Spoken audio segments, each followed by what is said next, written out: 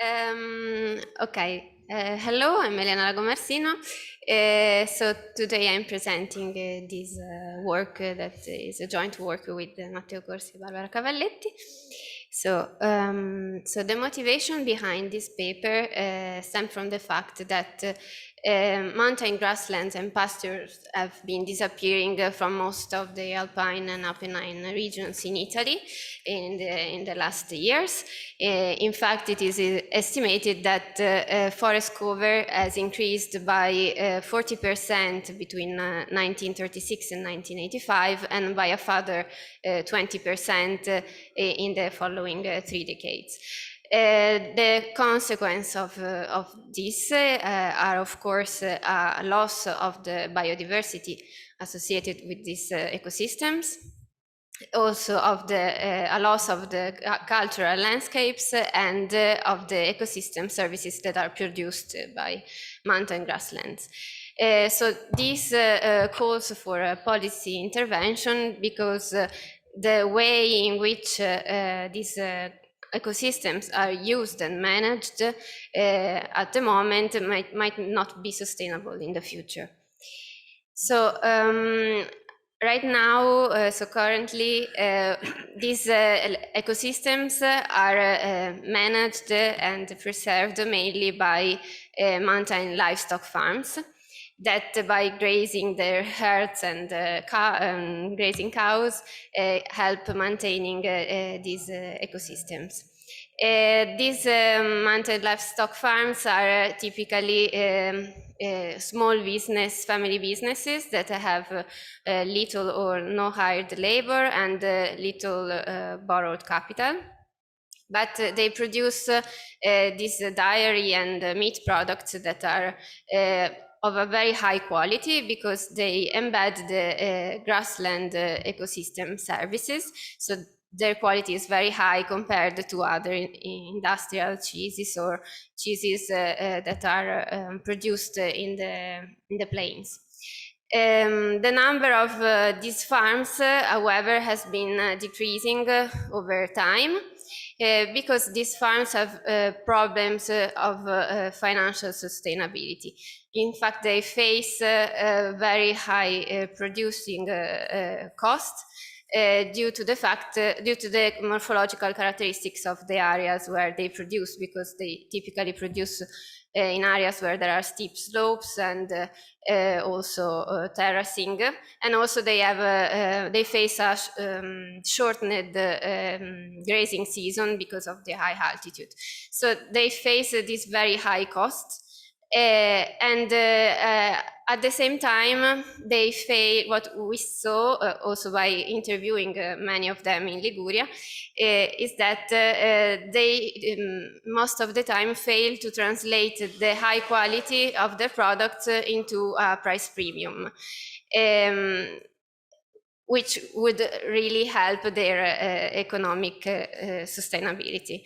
However, we found that there are some successful businesses of mountain livestock farm that are located in the province of Trento. So these farms managed to sell the products with a 30 to 40% price premium compared to industrial cheeses, and this makes them financially sustainable. So the main problem with all the other cases that I was talking about is that they fail to translate the quality in the price because they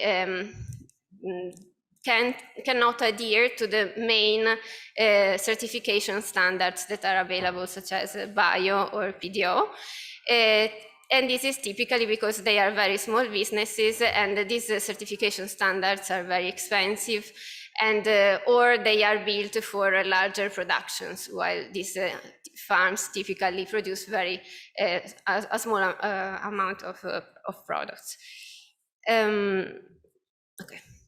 So what we tried to do with this paper is to assess whether there is space for a payment scheme for the ecosystem services.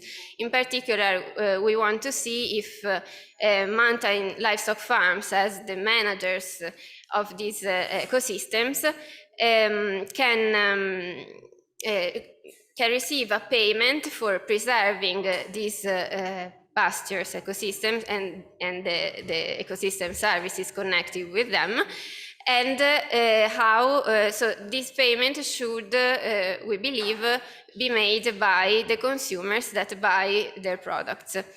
So this can happen if we have these two points. So the first one is this happens if local institutions help these mountain livestock to adhere to a credible certification standards for their product, and if consumers can receive this information, and so the information that tells them that the products that they are buying has a high environmental content and provides them with direct and indirect benefits. And so if consumers can see this, then maybe they are willing to pay more for this product. So our research question is basically to check whether there is a positive willingness to pay of consumers for the ecosystem services that are embedded in the direct product.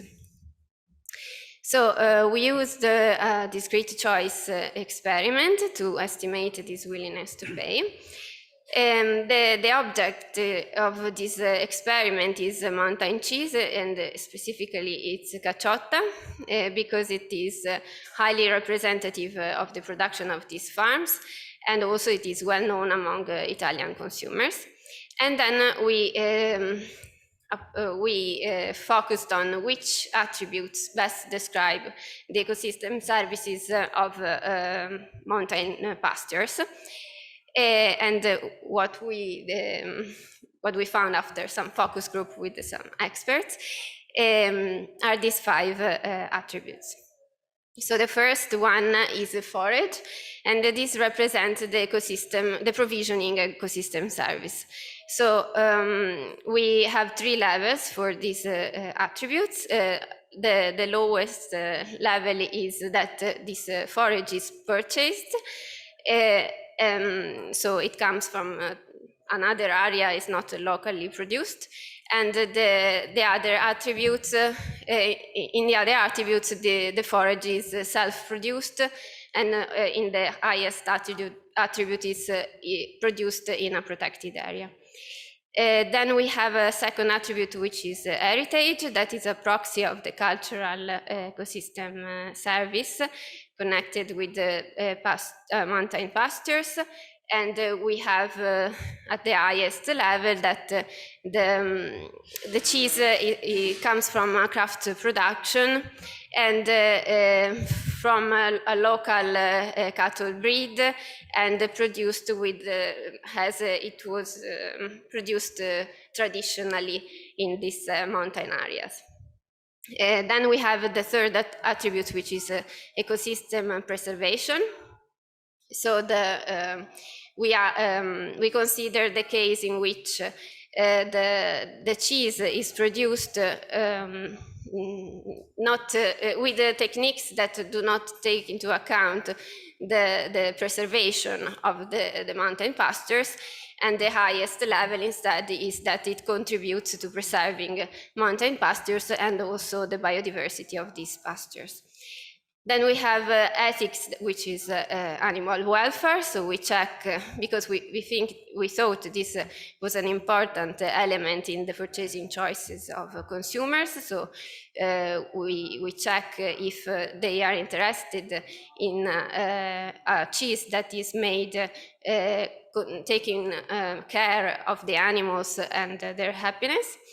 And finally, we have the last attribute, which is price, that we did market research and checked which which prices are typically used when these cheeses are sold. Sorry. Can I have a little bit of water? Okay, I try, but sorry, I had COVID last week, so I'm negative, but okay. I still have some cough. Sì, quelli dovrebbe essere. Thank you. Everybody put your mask on. I'm negative from yesterday, but still some.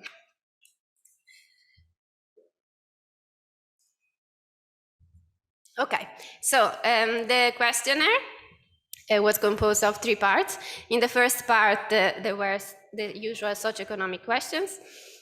In the second part, there was the choice task. There were the choice tasks, like the one that is presented here. So they had to choose between 2 pieces of cheese described by the 5 attributes, and or they had an opt-out option, neither A nor B. Then there was a third part of the interview where we asked whether they usually buy cheese, organic food, or they check the labels of the product that they buy, where they buy the product to supermarket or local store, and questions like that. So we administered the questionnaire online, and we hired a polling firm for to have a representative sample of Italian population. And then we used a mixed logic estimator on the choice data. So these are the results from the estimations. We estimated for different models.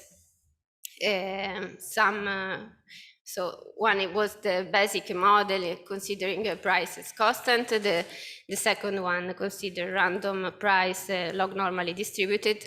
Then we added some interaction terms, and then we added some variable that could explain the constant term. So what you can see from this table is that for across all models, the attributes are all significant and all show the expected sign. The most significant values are those of the price, of course, and then so the most influential coefficients are those associated with the forage, so the provisioning service, and heritage and ecosystem preservation, while ethic, so the animal welfare, is significant, but is less, has a lower magnitude in comparison to the others. And also you can see that the constant term is significant, and this is telling that the respondents are more keen on trying one of these 2 cheeses than on opting out of the purchasing choice, from the purchasing choice. What is more interesting, I think, is this table that shows the willingness to pay of consumers for each attribute. So we consider 2 different types of estimation for this willingness to pay. However, they are close, and what we can see is that an increase of one level of forage, for example, of forage or heritage or ecosystem preservation, is worth from 0.80 cents to 1.8 euros. So this means that respondents are willing to pay up to 1.8 euro more to see an increase in this in one of these attributes. And this is related to just a piece of cheese. So in terms of kilograms, this is they are willing to pay up to €6 more per kilo of cheese. While for ethics, the willingness to pay is lower, and it's approximately €3 per kilo. So if you remember, I mentioned at the beginning that a 30 to 40% price premium is considered enough for the financial sustainability of the firm. So from this table, we can see that if there is an increase of, for example, 2 levels of the provisioning service or the ecosystem preservation service, it would be enough for the firm to be financially sustainable by increasing their price of around €6 per kilo. To conclude, our results indicate that the ecosystem services are important and are significant factors that influence the consumer purchasing choices. There is positive willingness to pay associated with these ecosystem services that we identified. So this is in line and supports the idea of introducing a payment for ecosystem services scheme to support these traditional livestock farms in these regions of Italy. Thanks.